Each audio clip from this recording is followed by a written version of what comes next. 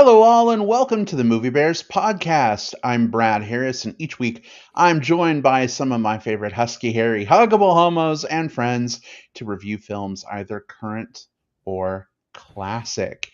This week, we're actually coming at you with both. We're going to be reviewing The Invitation, the new vampire film that's out in theaters right now. We're also going to be talking about some of our favorite vampire films, ranging from the beginning of film history to now. So we have a lot of ground to cover with our movie choices. We'll see how we do.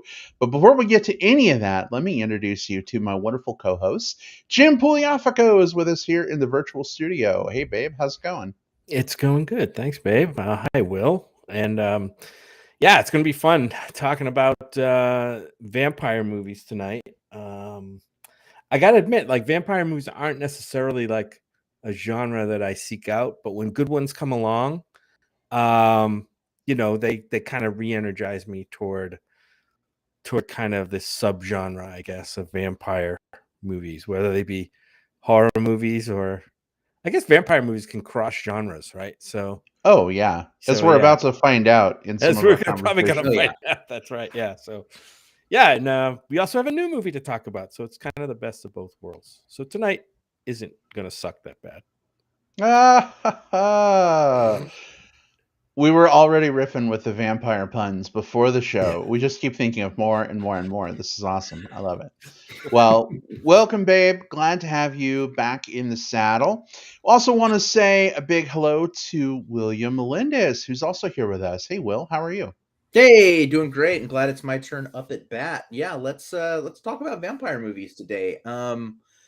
I'm kind of like you, Jim, in that I think that when I look at I love horror movies, right? I love horror movies. It's one of my go-to genres. But when I seek out specific subgenres within that genre, vampire isn't a direction that I actively go a lot of times, right? I don't go like, oh, I got to find the newest vampire movie, got to go for it. But like you, when a good one comes along, it really catches me unawares, and I mean, pun intended, sinks its teeth in. So I'll be excited to figure out which movies. I know we've kind of batted around a few off air, but sort of where you all landed on some of the ones that you all enjoyed, and I'm interested in finding out how the main review that we're talking about landed with you as well. Yeah. Lots of vampires this episode. Grab your garlic, grab your steaks. This is going to be a scary one. Garlic steaks. As long as they're not bloody. Yeah. Yeah. I know you don't like yours bloody, but that was my lame attempt at a vampire pun. It was good. I get it. It was good, and I liked it. And but it does. I now know that you like yours. What, medium well? Medium well done. Depends. I know. Nice. I'm a terrible steak person. I get the weirdest looks when we go out for steak. Look, like, quick aside, it's your fucking tongue and it's your fucking stomach. Like, no one else can tell. Like, I always hated that whole, like, oh, if you don't have your steak exactly this way, it's wrong. It's like, you're the one eating it, not them. So if you like it that way, you don't have to like your steak raw, and you don't have to love The Last Jedi. It's just, you do not have to. You don't have to do these things. Mm-hmm. Hey guys, we've got a live listener with us. We got a few of them actually. But Greg says, "Hi Bears." Hey Greg, welcome. Glad to see you. Hello. He says he doesn't really watch vampire movies.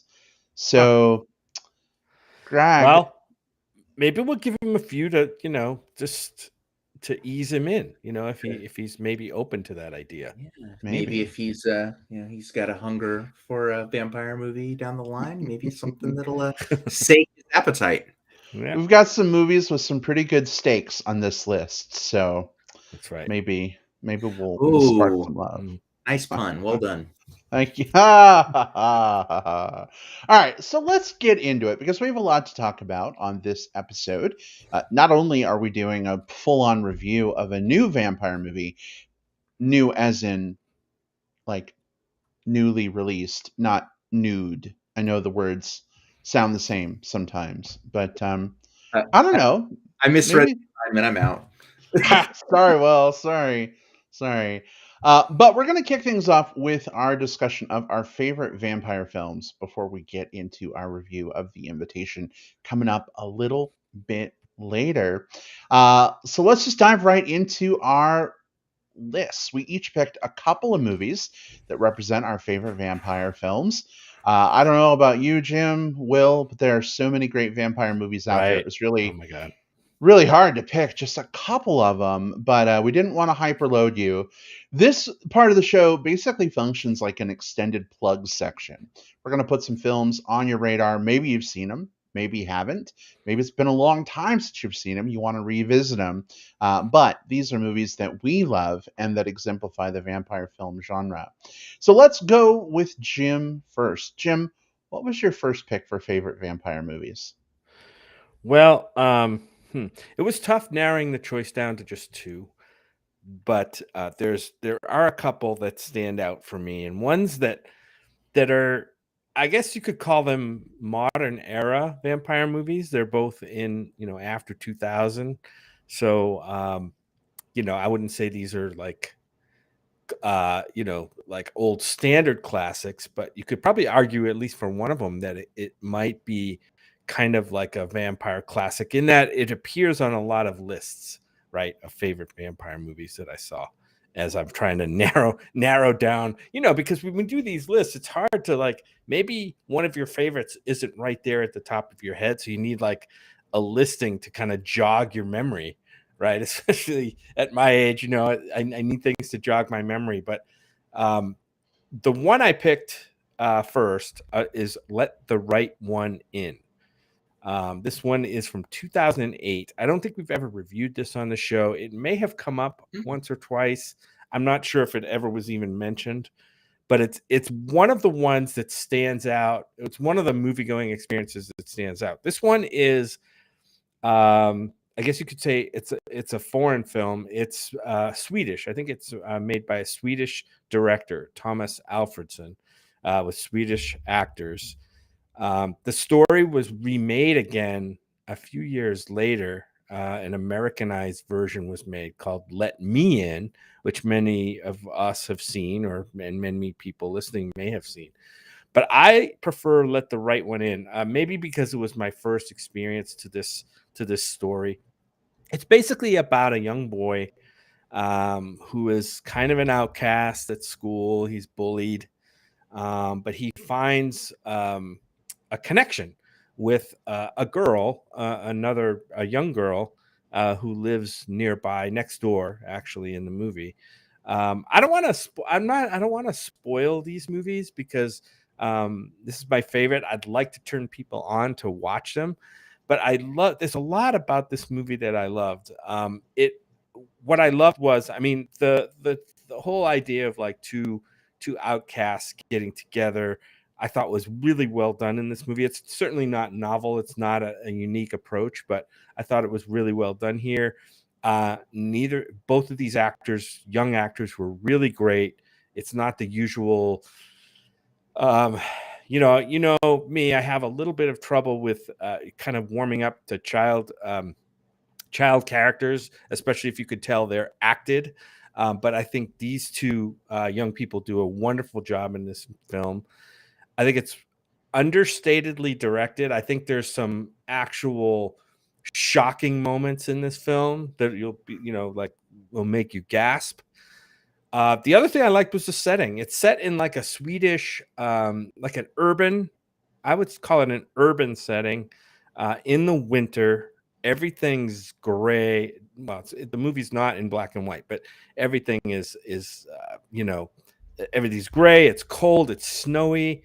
It just provides a very a fitting, I guess, feeling to this film, to the creepiness of what's going on in the central story. I really love this film, and both of the films I have picked today, vampire films, I would go back and watch in a heartbeat. So this one's called Let the Right One In from 2008. Super solid choice, babe. And this was one of the first movies you turned me on to when we started dating. I was still living in Albuquerque, and we were going long distance back and forth between Tucson. And you told me about this movie. So I rented it on Netflix back when you used to get the discs in the mail. Do they still do that? I have no idea. Maybe they do. I'm sure they do. But I watched this movie by myself on a Saturday night at like midnight because I was working the graveyard shift at the time, and those were my normal hours to be up. And I remember being super creeped out by this movie, but also really appreciating the relationship that you were talking about between the two outcast characters. So this is a solid one. Great pick. And definitely one of those examples of, I mean, it definitely falls under horror, but also like it has these other elements too that make it so incredibly endearing. And I think there's something so remarkable about good modern vampire movies. There's some bad modern vampire movies, don't worry, but there's this run of really good vampire movies that really look to explore the fringes or the edges of the genre. This is one of them. A Girl Walks Home Alone at Night by Anna Lillian Bloor is another good one. So a really solid pick, and yeah, this one should be on a lot of people's lists. For sure. All right, Will, let's move on to you. What's your first pick for favorite vampire movies? So this was, like Jim, this was a hard category for me because there are so many very, very, very good vampire movies, and there's so many very, very, very bad vampire movies. And it was really hard to figure out where I wanted to like draw just my two from. So when I think about really good vampire movies, I think about the vampire himself or herself as this like force of nature unto themselves. And so I was really looking for ones that had super compelling vampire characters that drew the narrative. That's why my first one, I went all the way back, like you mentioned, Brad, to kind of like early film history, to the 1922 Nosferatu. This is by F.W. Murnau, the character of Nosferatu, or I guess specifically Graf Orlok, played by Max Schreck. This is a 1920s movie, guys. So, I mean, this is a silent film, German expressionism, heavy angles, heavy shadows, sort of an enhanced sense of realism versus like, I don't want to say fantasy, but, kind of like that gothic horror that overlaps with it. This is a movie that is very much about the fear of the other. And it's realized very, very heavily here as you follow this real estate agent broker type guy who's dispatched to go check out this creepy Orlok guy who lives in this it's very obviously like a Vampire's Keep type thing. After just a fixer upper. Yeah, just a figure. And after basically getting him to sign a deal, he moves him into the city where he comes from, and death follows. And it follows sort of the reaction of the people in the town and the reaction of the people around Orlok as people start dropping like flies. This is so compelling. There's so many things about modern vampire movies that are drawn from this film. I mean, the rising from the coffin is iconic within film history. I mean, the other thing that I think is really neat is we see so many nowadays, like sexy vampires, and that's part of the allure, right? Like they use their charm and this otherworldliness. This vampire has a very different type of allure in that I think that he is what he's offering is a specific amount of like financial stability that makes people less willing to I don't know, like play against like their better judgments. I really like this movie. Again, it's a black and white, or let me rephrase that. It's like it's nitrate tinted. So there's I think depending on which version, because there's a lot of restorations that exist out there. But I think the one that's like on Amazon is like in black and white, but it's like blue and black or red and black or yellow and black frames, but still black and white, air quotes. With a score and with the little title cards in between. It's a really cool restoration. It's a really cool film. Comes in at 80-ish minutes, so it's not like it's a super long watch. And if you enjoy anything that's part of modern film, like whatever, it comes from this movie. Hitchcock was very much inspired by the German Expressionist movement, and a lot of modern filmmakers were inspired by Hitchcock. So, yeah, I would say watch this one. Check it out. It's surprisingly watchable for a movie that is, holy shit, it's 1922. It's 100 years old. This movie is 100 years old, and it's very watchable. Yeah. Yeah, this one is a whole feeling. Like, this is one you just turn the lights off and just kind of let it like wash over you, and you it's super creepy. I mean, the main dude is it's iconic is a word that's overused, but he's the guy, he's the one you think of when you think of like vampires. At least what I do. Super creepy, almost monster, really like otherworldly kind of vampire. So yeah, great pick, Will. Big classic. Yeah, definitely a very solid pick. And it's hard with silent movies, I think, for a lot of people. But this one brings the goods for sure. A lot happens just visually too, so it's not even like you have to read the whole thing. I mean, just pay attention. I think you get a lot of what's going on. Mhm. So excellent. Very strong pick. Well, my first pick is a movie that I honestly don't know that a lot of people have seen. I don't know that a lot of people remember this movie. It didn't make any famous lists of vampire movies. I know because I spent a large, part of an hour looking through lists and I didn't see it on anything I could find online. This is a movie from 1987. By the way, both of my picks are from 87. I don't know what it was about 1987. I think that's the golden age of vampire movies, Brad. I think it's like widely known as the golden age of vampire movies. Maybe.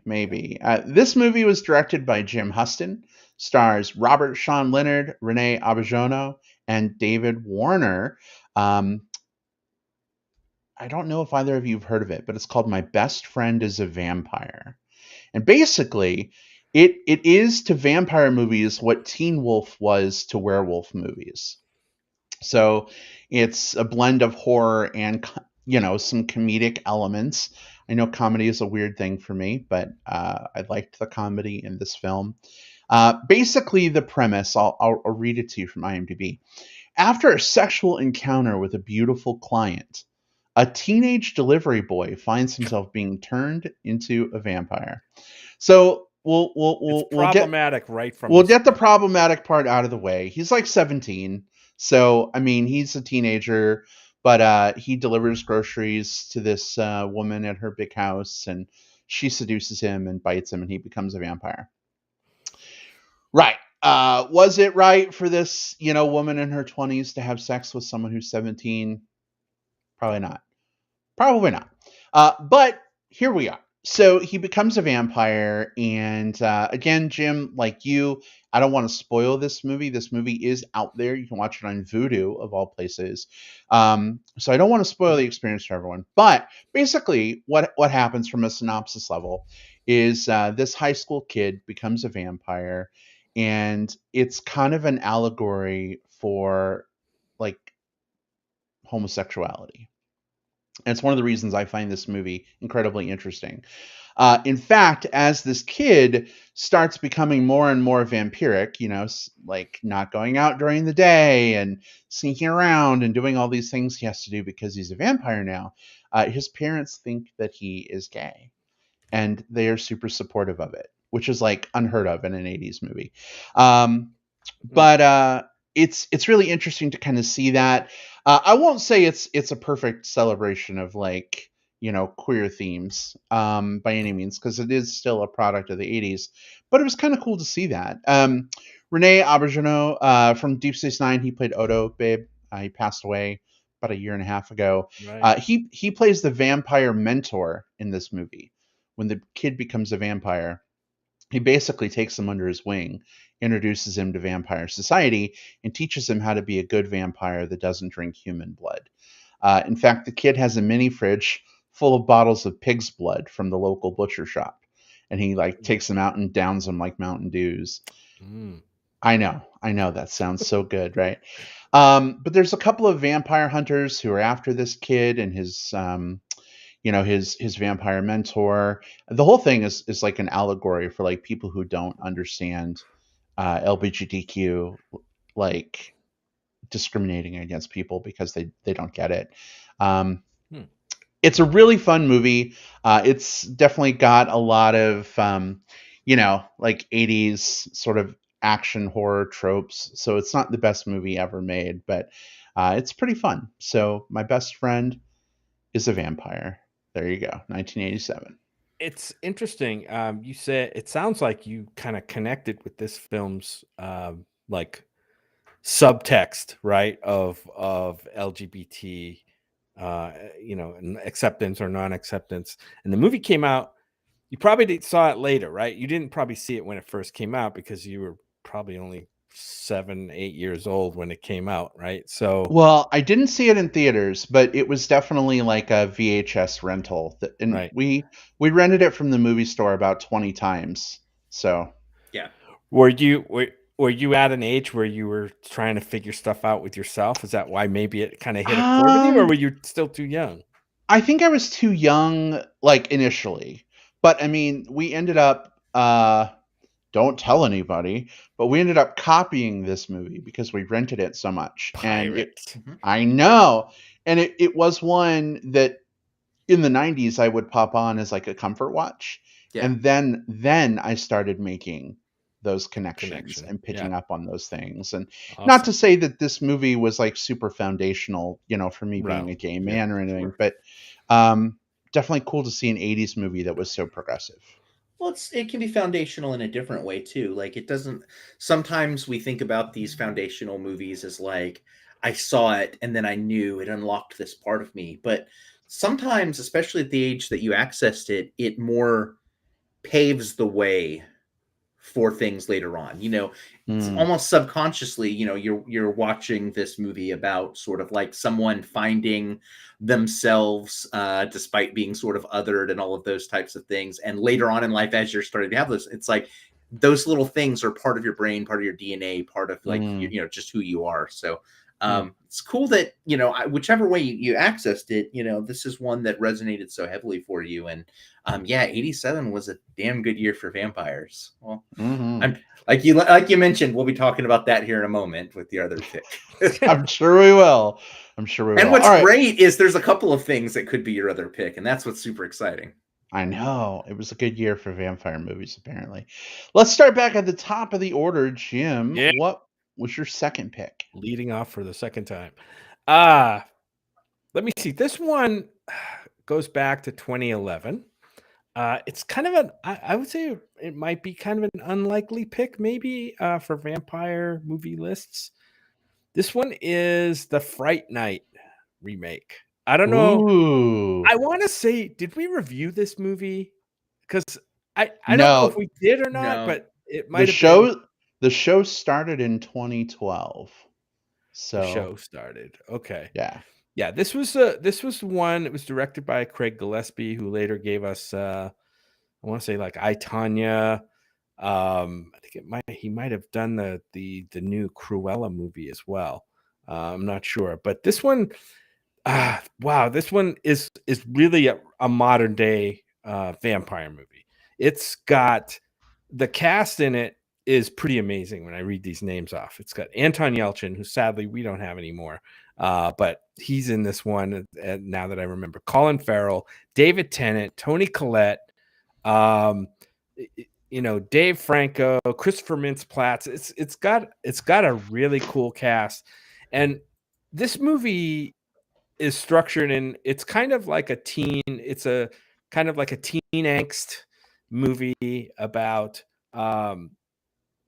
the a kid who moves into this neighborhood, or it's in this neighborhood. I think it's based in Las Vegas, and and some other guy moves next door, nice guy, but soon discovers he's a vampire. So it's this one, like I said, this one could have gone off the rails so many ways because it's kind of like a teens having trouble in high school, meets this new neighbor, there's friction, but I remember really loving this movie, and it's one I now that I reading about it, looking at the cast, watching the trailer, I kind of want to go back and visit this one because I remember it really surprising me. Like this movie could have been terrible. And maybe some people did think it was terrible at the time. I don't know. But I remember really digging this movie. It's a Fright Night. I know, Brad, you probably saw it with me. Yeah. I don't know if it was that memorable for either of you, but it, for some reason, when I think of vampire movies, I come back to this one. This is like the super bad vampire movie, right? Not it's super bad, but like super bad in the sense that like it had some of that comedy to it. Yeah, it was around the same time. I don't think it leaned too heavily on that comedy, but there was kind of an element of that, like teen, young Yeah. adult Yeah. thing. Yeah. I dug it. It was a good movie, I thought. Yeah. I remember seeing this one. So I have very little recollection of it. It just because it hit at a time like the 2011. Yeah. It was before we did the show. So before I started like logging stuff about the movies, but not so far back that I have these like, core memories unlocked about it. So it just sort of hits in limbo in between. But I remember tracking this one down at the time because Marty Noxon, I believe, was one of the writers. And I loved her writing on was obsessed with Buffy the Vampire Slayer, and she was one of the kind of the core writers there too. So really good pick, and one that I think I want to revisit because it has been 11 years since I've seen this thing. I remember the original, but yeah, the remake just I haven't seen recently enough to really have much on. Yeah. You'll have to track it back down. Yeah. Well, good pick, babe. Thanks so much. Appreciate that. Will, what was your second pick? Yeah, so my second pick, again, I'm going with these like tour de force vampires is what really helped me decide. And I couldn't not pick the vampire Lestat from Interview with the Vampire. So Interview with the Vampire is it's a weird movie in that like there's parts of it that are very like overly melodramatic and messy and it's not a perfect movie, but the stuff that works really works. I mean, you've got Brad Pitt, Tom Cruise, Christian Slater, Antonio Banderas, all kind of hitting at sort of their, I don't want to say the peaks of their careers because all of them have had these long running careers, but I think all of them were definitely on hot streaks around 94 when this movie came out. This was an early film for Kirsten Dunst. And I love just this feeling of, I mean, it follows the vampire Louis, the Brad Pitt character, as he tells his story via interview over a 250, 300 year period. And all of the stuff that he has to grapple with being a vampire, whereas Lestat seems to enjoy it much more. And I really love that there's like this sort of like dual message that each of the two core main vampires sort of get from their several hundred-year story. Louis being like, this thing's a curse, and I wouldn't necessarily 100% wish it on people, versus Lestat's like, you should have the choice to be powerful. And that's super simplified, but there's a lot of queer themes in here. Some of them handled well, some of them handled less well, but whatever. It's still nice to see that they could have very easily stripped just all of the gay stuff out of the Anne Rice books. I think they stripped some of it out, but they left enough in to where it's not just subtext, it's text. And I appreciate that. So yeah, Interview with the Vampire. It's got some good vampires in it. Worth watching. Again, another quote unquote modern day vampire movie, right? Yeah, that's true. Kind of a modern spin on ancient vampires. Yeah. And seeing the way that, I mean, you end up with towards the end of this, the vampires in both 88 and 94, I think are kind of like two like modern touch points that, it's not just them like, roaming around castles and drinking from goblets, they're like, getting in and out of cars and stuff like that. And I think that's really cool. It really does something different to the vampire mythos.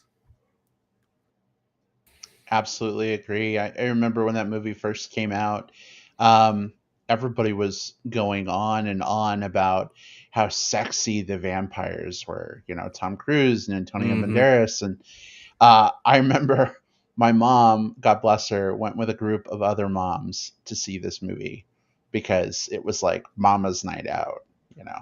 And this is the movie they went to see. Oh, that's cool. So this is sort of like I never really thought of it in terms of that, but like we've seen very recently sort of a similar phenomenon with like 50 Shades of Grey, like had like large like outings going to them, Twilight films, the Magic Mike movies. Twilight. I Yeah. I never really thought about it in those contexts because I think I was 12 when, Mm-hmm. Interview with the Vampire came out. So I wasn't thinking in those terms, but yeah, I guess you're right. Like that's interesting. Yeah. It's probably another whole podcast unto itself, but the whole idea of like vampire, being a vampire or being the prey of a vampire is kind of like this sexual power thing, Sexual allure, right? yeah. And Mm-hmm. I'm not sure I ever like fully embraced that or understood it, but it's definitely there. And Well, this movie turns it up to 10. I mean, it goes all the way back to like the Dracula stories of like the, mesmerism and stuff like that, Mm-hmm. the intimacy, the kind of lurking in someone's window, the draw of all of that, I mean, it's essentially like a kiss on the neck that turns lethal. Like you can see where kind of those Yeah. things start to blend in a specific way. Right. Yeah. Absolutely. Well, great pick, Will. Yeah. All right. My last pick is a very famous vampire film from 1987, directed by Joel Schumacher. Stars Kiefer Sutherland, Corey Haim, Corey Feldman, and Diane Weiss. The movie, of course, is The Lost Boys. If you haven't seen The Lost Boys, I don't know how that can be if you're under the age of 25, but we'll allow it. The synopsis of this movie: after moving to a new town, two brothers discover that the area is a haven for vampires. That is the most like bereft of information synopsis ever. Yeah. I swear. Mm. This film is peak 80s horror with some dark comedy elements. Thank you to the two Coreys for that. And this movie was very, very much a practical effects film. And it's kind of amazing what they were able to accomplish with the vampire makeup, with the flying effects. There's some really cool things that they do. There's a scene where, like, basically Kiefer Sutherland heads up this band of like teens and early 20 somethings who've become vampires. And they're hanging out in this town. They're, turning new kids into vampires. They're all hanging out on the boardwalk. It's like I think it's a fictional town called Santa Clara or something like that on the California coast. Anyway, there's a really cool scene where Kiefer Sutherland and all his other vampires are like hanging from a large suspension bridge, and one by one they just drop into the mists. And you're like, oh my god, they're gonna die, but no, they're vampires and they can fly. And it was really neat to see some of the cinematic things they did there, like just seeing this like bed of mist under the bridge. You don't know how far the drop is. You later see that bridge again and you're like, holy shit, that's a really long drop. Like, good thing they could fly. The other fun thing that this movie does, Will, you talked about vampires in sort of the modern day, like getting in and out of cars. This movie one-ups that a little bit by having these vampires ride on dirt bikes. They're dirt biking it up. Which is really funny to see. But I mean, teenagers doing teenage things. This movie, I think, inspired my brother to start wearing an earring. Because of course the older brother in the film who falls in with the group of vampires, he wears an earring. Kiefer Sutherland wears an earring. Apparently, it was the cool thing to do if you were a teenager growing up in the 80s. So this movie, I think, has a lot of impacts in other vampire movies that came after it, especially from a makeup perspective.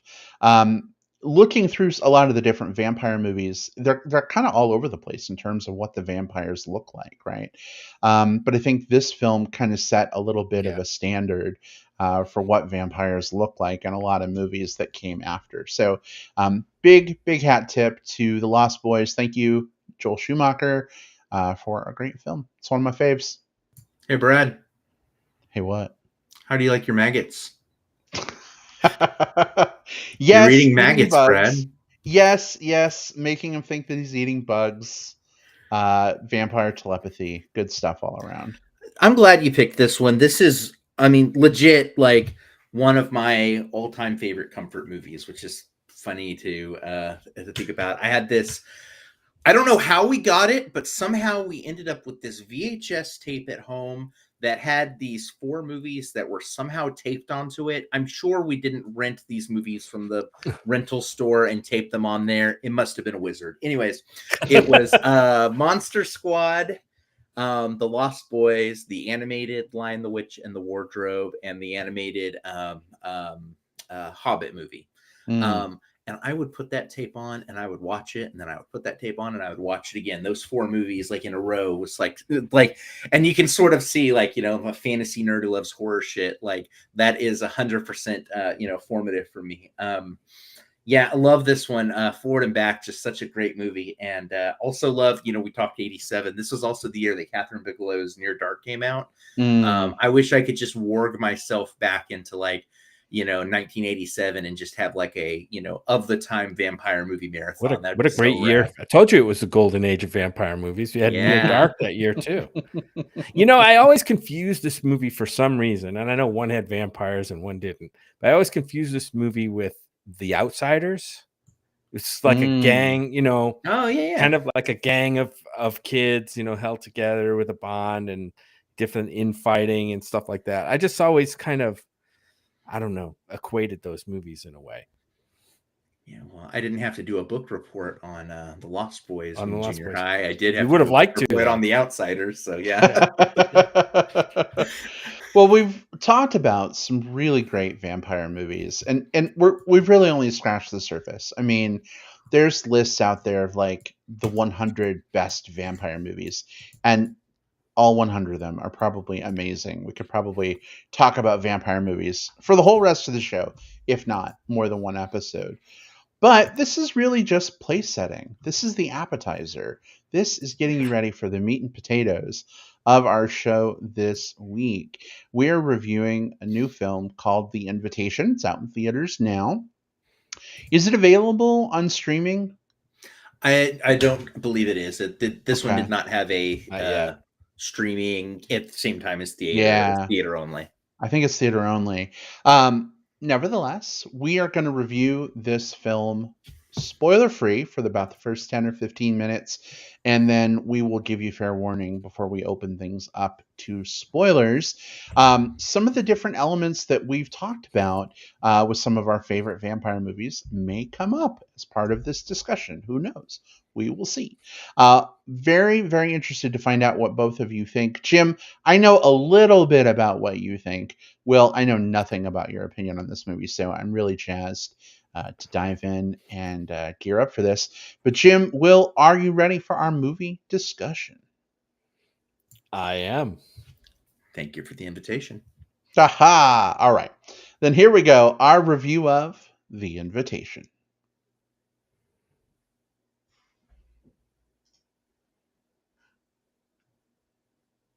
All right. So, Will, if you don't mind, give us a brief setup of this film, what it is, what it's about, and your initial spoiler-free, of course, thoughts on the film.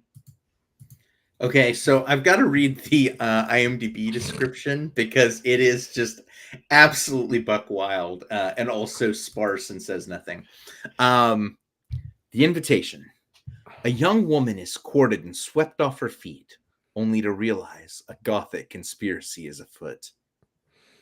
Mm-hmm. Wow. I want every movie to be one where a gothic conspiracy is afoot. It's just such chef's kiss.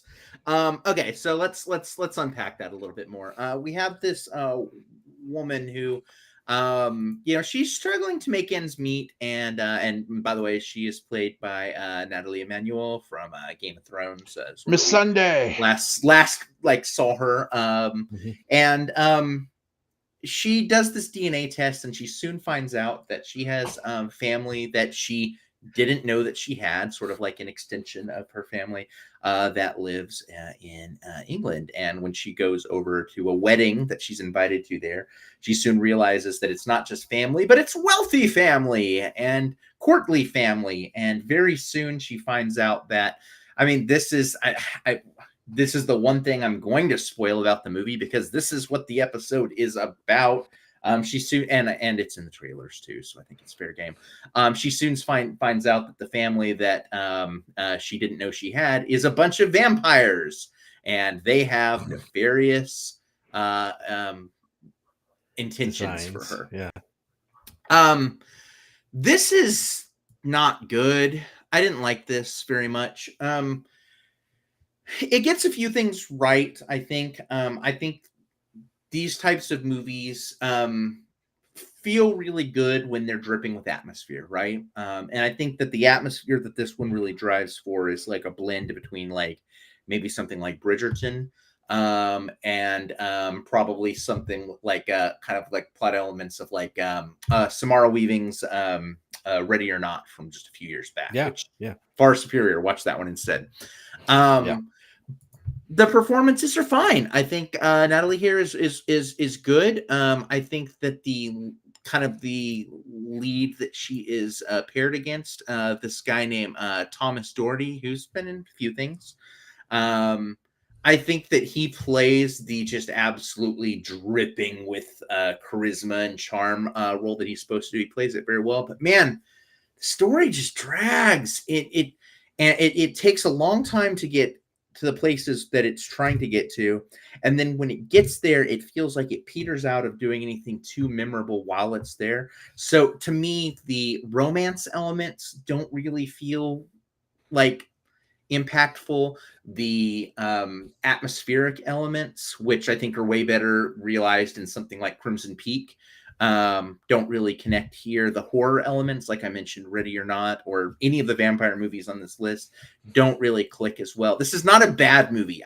There are enough of the things that it does adequately to edge it out of like the bad territory, but it's nowhere near good territory. I want to make sure I preface it and say that this is one of those movies that is, perfect, like what, 2.5 stars. This is neither liquid nor solid, and sometimes that's the worst sin I can cast upon a film. I would not recommend checking this one out.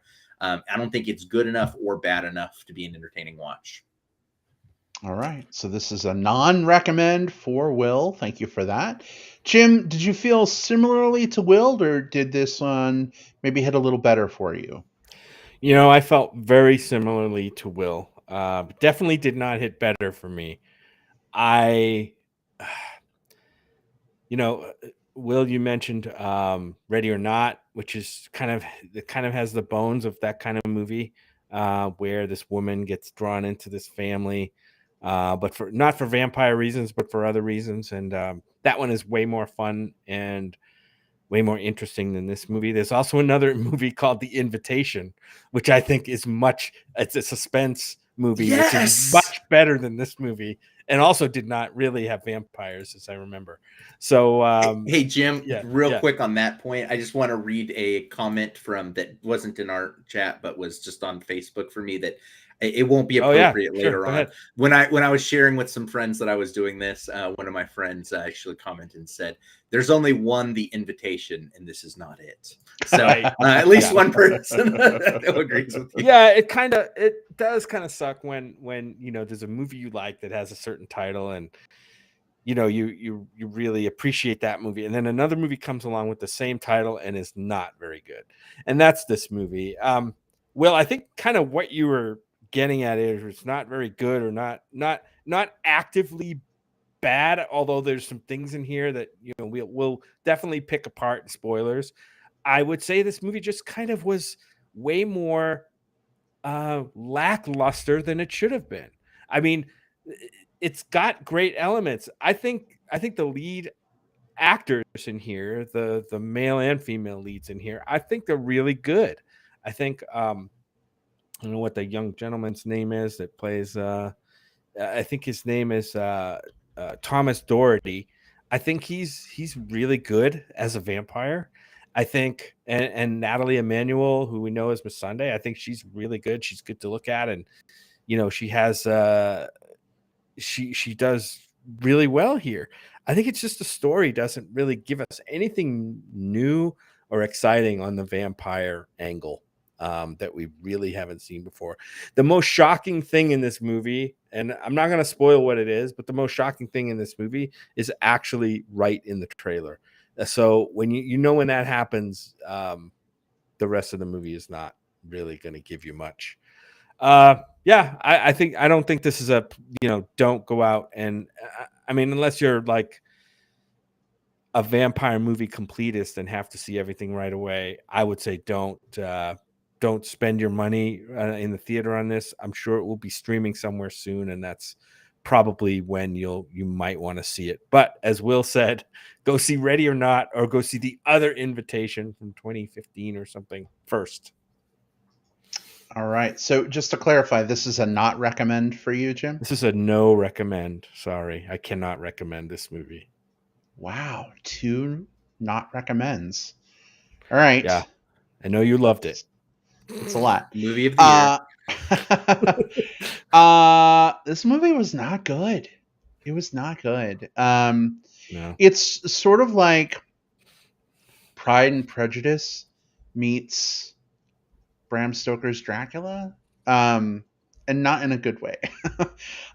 It is very plotting. I will say I was interested in sort of the love story, and I found myself wishing that it was just a love story movie, and I think it would have made it 100 times better.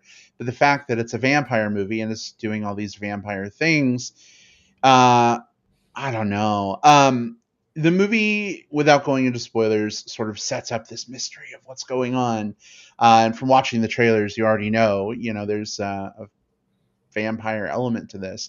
But I think the movie meanders a lot, which is what I feel like I'm doing right now. So I feel like it's, apropos. But yeah, it doesn't really stick the landing on pretty much anything. Nathalie Emmanuel, who I think, Jim, you mentioned, again, Game of Thrones. I think she was fantastic on that show. I was excited to see her in this. I don't think she does anything wrong. I don't think she's acting badly here. I don't think she's acting over the top. I think she's just acting, with what she's given, and what she's given just isn't really that great. I do think the movie tries to do some different things with vampirism in a very surface way. I don't know that it really accomplishes them. We'll get more into that maybe in spoilers. But yeah, this movie is pretty forgettable, to be honest. Normally, when I don't like a movie very much, I try to reach for other things like, oh, did it have cool visuals? Or, oh, how was the sound editing? But I find myself not even being able to reach for those things with this movie. We've got some really terrible CGI. We've got sound effects that literally don't match up with what's going on screen. What's happening on screen. Without spoiling anything, there's a statue breaking in the movie, and the breaking sound happens after the statue breaks. And I'm like, are you kidding me? That seems like something somebody would catch, unless it's an artistic choice, in which case I don't get it, but maybe, maybe that's it. I don't know. But yeah, this is a do not recommend for me either. This is a Movie Bears podcast. Don't recommend. Hat trick. It's not the worst movie in the world, but it's definitely not something that I would say, especially because it's only in theaters. It's not on streaming right now. Don't rush out to see this in theaters. Maybe if you're looking for something to watch on TBS on a random Saturday 3 years from now and you don't mind watching with commercials, okay. But otherwise... Yeah, I mean, now is a tough time if you're getting forced out of the house and have to go do something and find a movie to watch in the theaters. Right now, this time of year is a tough time to do that. I mean, there's movies out there that might look good, but this is one that kind of on the surface looks, this could be pretty interesting. It kind of looks like other movies we liked, so it might be good. I just want to mention one more thing, Brad, on top of your list of things that didn't work for me. I thought the fight choreography in this movie was just not great, just not really up to standards in what we've seen in other movies and other TV stuff that we've seen, right? And I don't expect every movie to have the best fight choreography, but some of the fight choreography here was just wasn't there. I mean, you mentioned something a second ago, Jim. Like, while there's not as many like bigger films that are out right now, there are things like so there's some good re-releases happening right now. If you have an IMAX near you, both Rogue One last weekend and next weekend, Jaws are getting IMAX re-releases. 3,000 Years of Longing, the new George Miller movie, is out. Like, if you are just like, man, I want to go see a movie, and you're unsure and you're looking through the things, pick anything but this one. And I hate to like be too negative on this one, but there are options that are not this movie. And so this doesn't even have to be like well, at least there's air conditioning kind of pick. There are other movies that have that same air conditioning that will suit you in other ways. There you go. Yeah, I just noticed that this movie has the XD screens, like the Limax screen in our local, in our local movie chain, which I find pretty interesting. Also has D-Box screens. What would the D-Box on this be? Who knows? I don't know. Maybe when characters are having sex, maybe you feel like get a shift. bit in the neck. They have a neck bite attachment that comes down and gets you. Yeah, could be. Yeah. I don't know. It's just it definitely feels like I mean, this is definitely one of those. They have a D-Box theater, and they weren't sure what to put in it, so they said, "Well, let's put the vampire one in. Maybe it'll fit." Yeah. I don't know. All right. Well, I feel like we could just call it right there, honestly. Almost. We do have some things, I think. I mean, I'm not opposed to it. I do feel like there are some things we could talk about in spoilers, but I didn't know that we were all so down to clown with this movie. So it was like Downton Abbey. More like Downton Badby. Yeah. Let's do this. Let's compromise. Let's just do a short spoilers segment. Doesn't have to be, full half hour of spoilers or anything, but we'll do a little bit. I agree. This way we don't. I don't want it. It's not as fun to like, the three of us take turns windmill dunking. It's going to be on a pile something on. that's bad. Yeah. So we could, Yeah, we'll just do a short one. Maybe think of one thing that you did like, that's a spoiler, and then other things you didn't like we can talk about. But listen, spoilers for 2022's The Invitation are officially fair game. If you've not yet seen The Invitation and you don't want to be spoiled, now's your time to step away. If you're listening live, no plugs this week because we gave you like 6 great vampire movies earlier as our plugs. But if you're listening through the magic of digital tape delay, you can go ahead and stop the episode here, and we'll see you all next time. But if you're continuing to hang out with us, it's because you want to be spoiled. Guess what? Spoilers are officially happening. Jim Pugliafico, what is one thing that you did like about this movie? Spot. Thank you. Yep, I'm doing it. I'm doing it. I needed like an hour of research to go find it. Oh boy. I will say I did get a kind of a vibe that this movie. So the main character, I believe, is a person of mixed race, and she gets owned, or claimed by this family. It's a family, but it's basically all like older white dudes, I think, if I remember right. Like almost the entire family is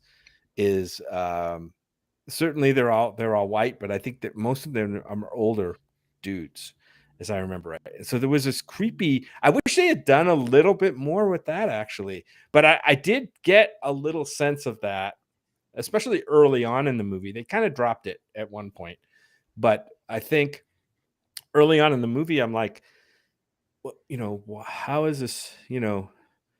mixed race woman like attached to this family. I wish they had explored that a little bit more, because I think it obviously she wasn't. This was all a ruse, I think, by this family, right? To bring her in. Was she really an Oh, extension of this Oh, she family? she was. was really, Yeah. yeah. The idea here is that we're in spoilers. So you essentially have the big spoiler is this is essentially like Dracula and his three, don't leave renamed, but like, Yeah. and his, three wives, is each a vampire from three different families, and the alliance between him and those three families through that marriage is what grants everyone like this longevity. But when the woman from her line committed suicide, no longer wanting to be a vampire a few years back, it left everyone weakened. So they were frantically looking for someone, and they realized the only way they could find someone was they found this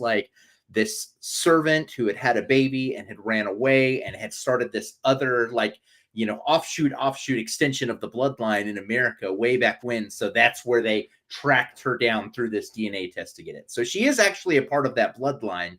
But I would say that she wasn't necessarily brought in out of like a want to like, oh yeah, you're actually our cousin. And it was definitely out of convenience. Like, we need a female from specifically That's this what it felt bloodline more for like. this marriage. Yeah. But That's she is part of the bloodline, but it was, So is she was that three wives thing? Is that common? Is that a common theme within vampire lore? Is that three wives? I don't know. Is that like a rule in other things? Because I know this movie kind of wanted to make its own set of vampire rules, right? This movie kind of ran by its own set of vampire rules, and it even mentioned it a few times, like things like, obviously the whole thing about vampires can only come out at night, right? Which is a kind of a common rule that you see a lot of times. In this movie, they just kind of wave it off. They say, "Oh, we don't do that. We don't have to do that." This is sort of an adaptation, and this I mentioned before. Like, it's playing with some of those vampire tropes, but it is like a take on Dracula, right? It's not necessarily that like it's a common thing in vampire mythology, but a lot of the representations of Dracula specifically have his like three vampire wives. Even thinking back to like Monster Squad, I remember like the three vampire wives are kind of walking towards getting arrowed at one shot in the movie, So you get to see a little bit of that through, like, we have Jonathan and Mina Harker as the two characters that are the older couple in the town that found it, as opposed to Jonathan and Mina Harkness from the Dracula story. So they were sort of they're sort of like taking the Dracula stuff and just sort of like defanging it for this, essentially. So yeah, that's where that comes from. It's basically like it happened in Dracula. We're kind of doing limp Dracula. Boom. I'm sorry. That's yeah. I'm sorry. We're supposed to say nice things. yeah, I will say a nice thing. I really dug the statue that they had in the foyer of that house. Yes. The dragon statue with the knight. I love that statue. I wanted that to. I thought maybe it would.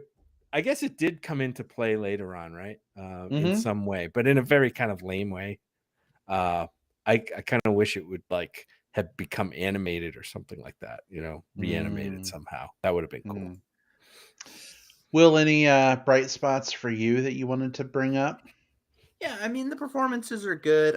Sean Pertwee plays a very menacing, like butler type character in this, and he's memorable. He doesn't have enough to do, but the scenes that he is in are memorable. And this filmmaker, I didn't like this film, and I don't think what she brought to the table was great here. But she had a movie that came out in like 2017 called The Light and the Moon, and it was a it did the festival circuit. It starred Stephanie Beatrice, who I absolutely adore, from Brooklyn Nine-Nine, in a very vulnerable, difficult role. It's a really good movie. So this is definitely one of those ones where filmmaker makes good indie film, gets swept up into studio film, and is not the right pick for that. And I don't know who necessarily would have been the right pick for this material, to be honest. I don't know if that's necessarily her fault. Right. How about you, babe? I would say the biggest positive of this movie for me is it's got me interested in taking a DNA ancestry test. Be careful. I might discover that I have vampire loving relatives in my bloodline. I don't know, but I don't know. I know what my family told me about where my family comes from, but like, who the fuck knows if they're right, you know? And like, what if I have other family members out there? It could be really interesting to meet them and just, you know, babe, I make a promise to you that I won't take a trip overseas to London to hang out with all kinds of people I don't know, you know, just based off of an ancestry test. So. Well, if you do, then at least we know what's up. You know what I mean? Like, yeah. But I guess besides that, if I had to really point to something in the movie that I thought worked well, it is the love story here. I actually really enjoyed the two leads like having this courtship together. I felt the chemistry. I did feel like the male lead was also giving off some gay vibes, and I was a little interested to see if maybe they would follow that. Like, it, you know, especially watching Downton Abbey. This, you know, you brought up Downton Abbey earlier. It's sort of like, is this a gay person like marrying because they have to marry? Yeah. You know, I don't know. It was interesting. I was kind of curious where that could potentially go, but I bought them as like coming together. But then everything goes off the rails when the vampire shit comes in. So I mean, that dude had a face for movies. Like, he had that chiseled, you know, like Benetton model kind of face with the piercing eyes. So yeah, the camera loves that dude. Walter DeVille.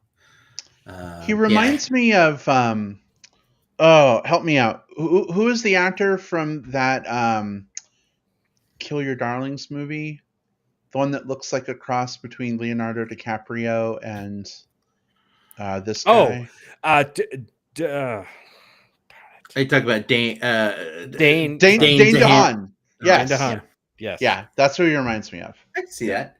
You know what would have been, if I could rewrite this movie, I would no longer make it this movie. I would take these same two leads and I would plop them into like a remake of Beauty and the Beast. And I think that would be a much more compelling use of them. Because you're right, the love story is really good. It's just because of where it had to go, there was a certain inevitability to like that story no longer having legs. So even while I was enjoying those types of that part of the romance, you knew where it was going. You knew that it wasn't going to be, and you knew that it was just going to turn into something else at a certain point. So even then it became a little harder to be invested in that. But in a story where it was allowed to play with some twists and turns, or where it was allowed to have more of a more romantic legs, yeah, this could have really, really worked. I also really liked the first few minutes of the movie really showing the lead and her best friend and just sort of like, dealing with shit back home. Like, I could have watched that movie too. Like, you know, it's a very different movie. Just, you know, two people hanging out and struggling to kind of get by with like sort of, you know, whatever jobs they've got. But I'd watch that movie. It was entertaining. You're right. It's honestly, the vampire stuff is the worst part of this movie. Indeed. Yeah. Well, fellas, I know we said a short spoilers segment. We talked about one positive thing.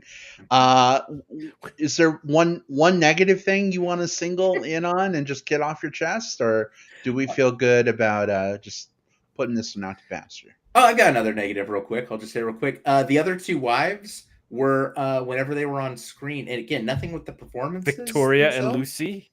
Yeah, those characters were just really grating, and I just did not enjoy like the scenes they were in. And again, nothing against those actresses. They did what they were supposed to do. They were written so paper thin that it was just I don't know. It's paper thin to the point of transparency. I did not enjoy those characters. So that'll be my other negative. I definitely get where you're coming from, especially the older one that had been with him for like 500 years. Yeah. She was like a Bond villain. Yeah. Yeah. You know? Yeah, she was super caricatured. Yeah. Now, were those his other two wives? Yes. Yeah. They were. Okay. Yeah. Those were his other two wives, and that's why they were vampires. That's why, one of them had been alive for 500 years, the other one for like 100 years. Yeah. And that's what they were basically there to offer, like, you know, the alternative perspective to the main character about, like, this is what your life could be. You could be like us, and whatever that entails. Yeah. And you had to, of course, have the one that was like the type A dominant, personality, and Right. then the one that was more just submissive and kind of like good cop, bad cop kind of Mhm. roles. Just very, like, you're right, very transparent in what they were doing. Yeah, for sure. I'll talk about a negative for me. I mentioned earlier that this movie tries to do some different stuff with vampirism. Mhm. There's even a line in the movie like, "Oh, vampires are very misunderstood," garlic and whatever. But apparently, the whole staking thing is still a thing. But the two female vampires were staked through the stomach on the statue, and they like vanished and disappeared. And I thought vampires had to be staked through the heart. So it left me really scratching my head and kind of pulled me out of the movie a little bit. That Well, a stomach wound would kill a vampire. when the great vampire in the sky gave them the ability to go out during the day, he also gave them that ability too. Like he said, you got to trade off one thing for the other. Like, you can go out during the day and you won't die, but if you get stabbed anywhere with a stake, then you die, Yeah. not just the heart. Yeah, it was I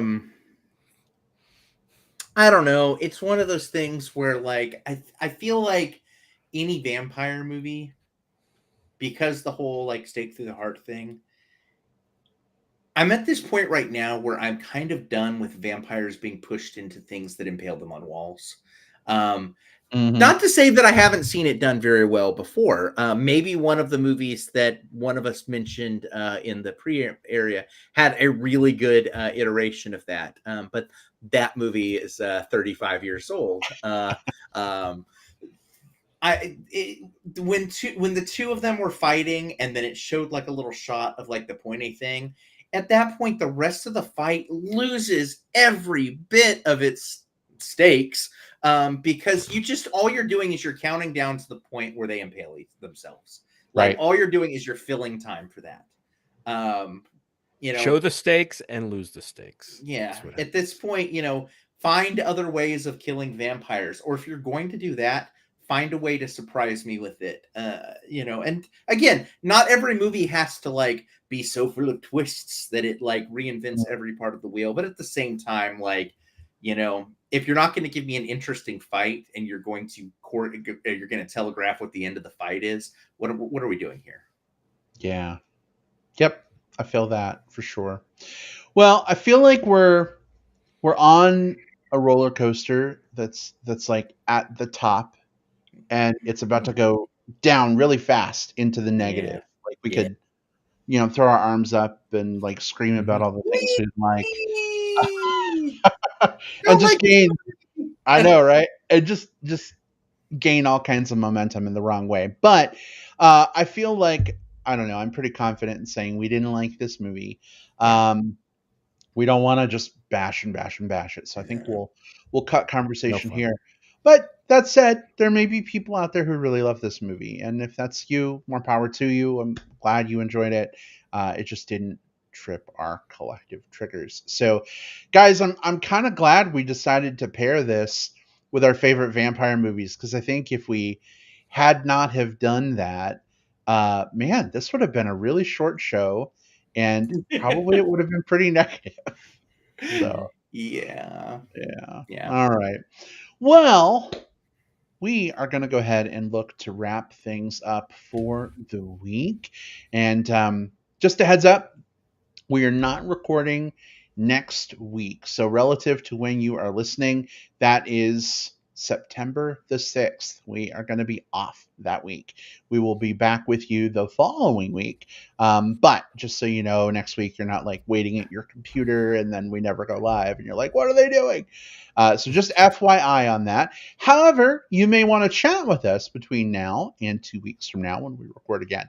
So if you do, let's tell you where you can find us online. Jim Pugliafico, give us your socials. Go. Yeah, that's right. My name's Jim Pugliafico, and that's where you can find me on Facebook under that name.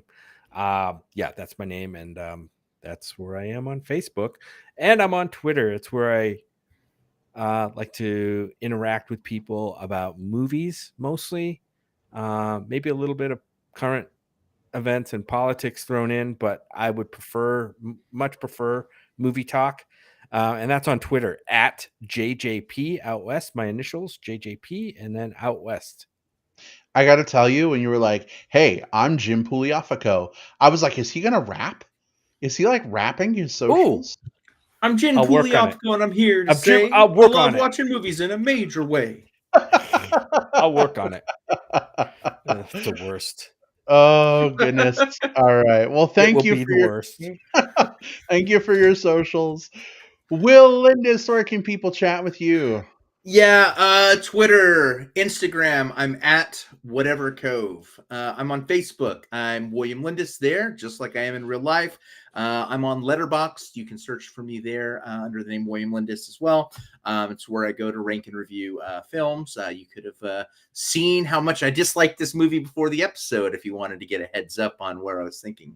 And then I'm on TikTok posting just like memes and thirst traps and random shit. I'm at the Movie Bear there. All right, excellent. Thanks, Will. Folks, you can find me on Facebook. Look for Brad Harris. I'm the one who likely has Bear Chub Chaser friends in common with you. Please just send a message before you friend request so I know that you aren't a clever bot showing off a hairy chest to get my attention. You can also find me on Twitter and Letterboxd at iBradPro.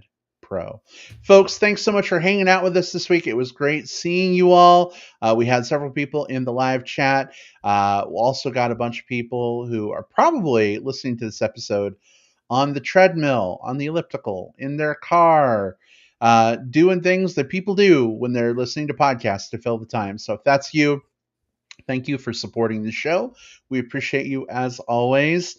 And we will see you all in 2 weeks. Remember, 2 weeks relative to when we're recording, which is August 30th. Oh my God, I can't believe it's almost September, you guys. That's insane. All right. We will see you all later. Take care, folks. Goodbye. Goodbye. Bye-bye.